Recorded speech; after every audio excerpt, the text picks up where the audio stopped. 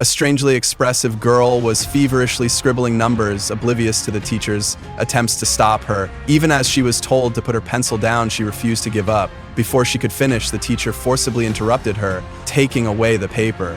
Later, all the students' work was placed into a time capsule, buried during the school's founding ceremony. Yet the girl remained solemn, as if sensing something was wrong. When the teacher turned around, she had vanished. By evening, no one could find her. That night, a teacher opened the warehouse door and froze. The girl stood there, her fingertips smeared with blood. She had used them to finish the numbers on the metal door latch. 50 years later, under the watchful eyes of students and teachers, the time capsule was unearthed. Every child received a nostalgic gift, except for Cage's son. He found a single sheet of numbers left by the girl. Disappointed, he took it home.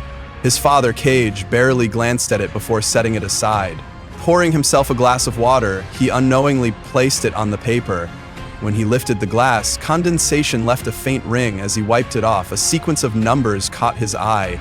Intrigued, he wrote them on a blackboard, breaking them down repeatedly. Then, a chilling realization. These numbers matched the date of the September terrorist attacks in the US. He searched online. The numbers matched not only the date, but also the exact casualty count. A cold dread crept over him. These numbers were written in 1959. How could they predict disaster 50 years in advance? Determined, Cage wrote down all the numbers and cross-checked them.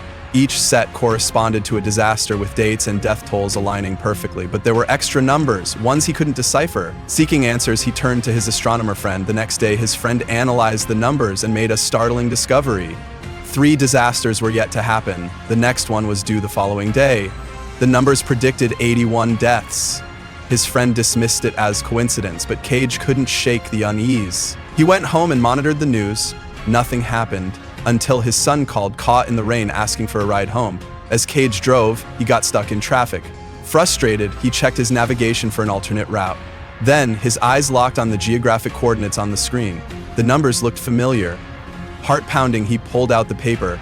A shockwave hit him. The undeciphered numbers were coordinates, the disaster's exact location. He jumped out of the car and asked a traffic officer if there had been an accident. The officer, pale, mentioned a crash and quickly walked away.